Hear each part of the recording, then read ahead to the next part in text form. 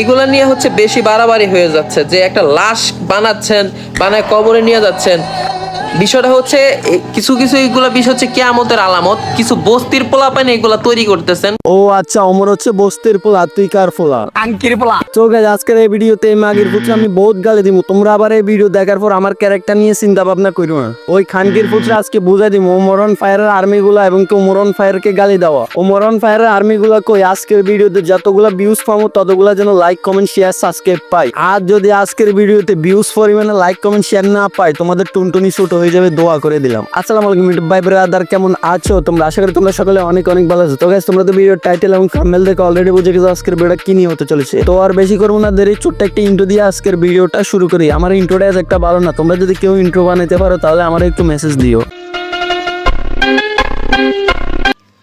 একজন ব্লগারের সন্তান মারা গেছিল জন্মের কিছুদিন পরে, সেটা আপনারা সবাই দেখেছেন। তাকে বিভিন্নভাবে আপনারা অনেকভাবে ছোট করেছেন, তাকে নিয়ে ট্রোল করেছেন। আমার কথা হচ্ছে, আমার পাপের শাস্তি আমি পাবো, ওর পাপের শাস্তি ও পাবে, আপনার পাপের শাস্তি আপনি পাবেন। এগুলা নিয়ে বেশি বাড়াবাড়ি হয়ে যাচ্ছে। ও আচ্ছা, আমরা বেশি বাড়াবাড়ি করতেছি আর তোমরা ভিডিওর মধ্যে বউ বাচ্চা নিয়ে অশ্লীলতা করবে, আর ওইটা নিয়ে কথা বললে আমগো দোষ। এই কানকি পুতে বুঝাইতে চাইছে যে রিসেন্টলি মোরন ফায়ারের একটা ভিডিওতে ফানি ভিডিওর মাধ্যমে কামরুল আর জিন্নাতকে ভরে দিল। এগুলাই আবার যখন উমরন ফায়ার ফানি ভিডিওর মাধ্যমে রোস্ট করলো, উমর নাকি বস্তির ছেলে। দাঁড়া, ওর মুখ থেকে শুনে আসি। কিছু এইগুলা বিষয় কিয়ামতের আলামত। কিছু বস্তির পোলাপাইন এগুলা তৈরি করতেছেন। দেখেন, যারা এই বস্তির পোলাপাইনকে এইগুলা কাজ করতেছেন, যে ইসলামকে ছোট করতেছেন। ও আচ্ছা, ওমর যদি বস্তির পোলা হয় তাহলে তোর মা কেন ওমরের সাথে শুইছো? ওমরের সাথে যদি তোর মা ওইদিন অবৈধভাবে না শুইতো তাহলে তো আর তুই দুনিয়াতে আইতি না। আর শুইছে বালা কথা, ওদিন যদি দামি থেকে একটা প্রোডাকশন ইউজ করতো তাহলে তোর মতো খানকির ফুলার এই দুনিয়াতে আর আসা হইতো না।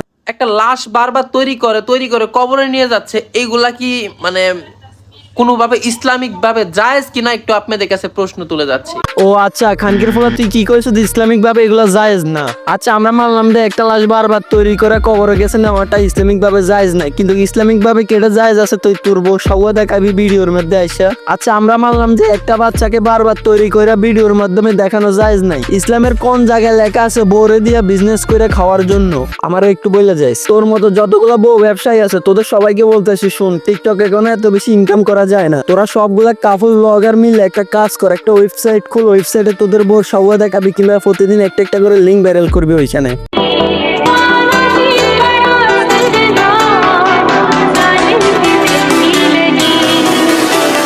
আসো খেলবো, খেলা হবে, খেলা হবে।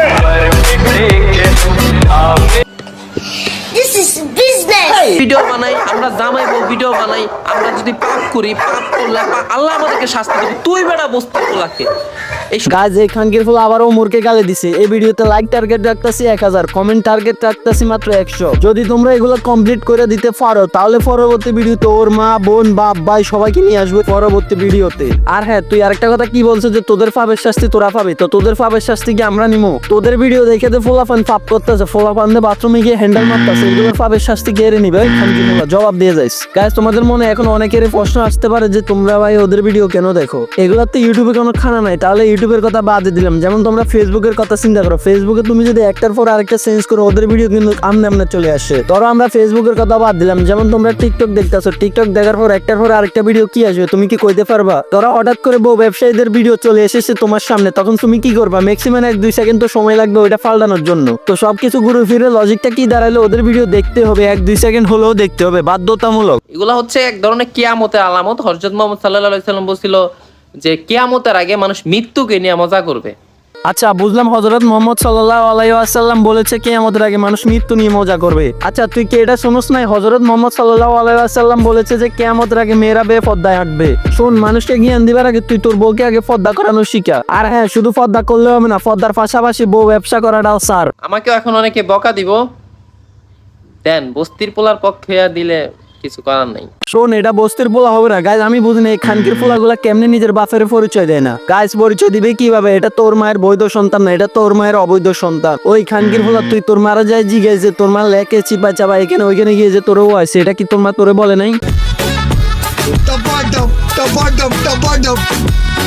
এখনই ওটিতে নিয়ে যাইতে হবে ডেলিভারি করানোর জন্য। তো আপনারা সবাই ওর জন্য দোয়া করবেন। আর এই ভিডিওতে আপনারা সবাই বেশি বেশি ভিউ দিবেন, কারণ বাচ্চা হওয়ার পর বাচ্চার সব খরচ এই ভিডিও থেকে উঠাইতে হইব। গাইজ চল, ওমরান ফায়ার তো ফানি ভিডিওর মাধ্যমে ওরে ভরে দিছে, এখন আমরা সরাসরি রোস্ট করবো। আমি হিজড়া হইলে দুই মাইয়া হইলো কেমনে? আরেকটা কথা, আমি হিজড়া দেখে ছেলে হইয়া মেয়ে সাজি ইউ কামানের জন্য।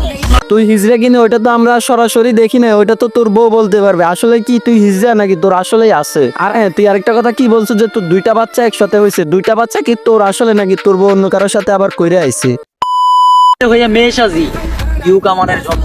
শোন কামরুল আর জিন্নাত, তোদেরকে বলতেছি, তোদের বাপ ওমর 3 দিন আগে যে একটা ভিডিও আপলোড করছে না, ওই ভিডিওতে তোদের বাপ ওমর আছে না 20 মিনিটে কয়েক লাখ ভিউজ পাইছে। সবকিছু ঘুরে ফিরে কি হইলো, লাস্ট পর্যন্ত ওমর হচ্ছে তোদের বাপ। Omar on fire K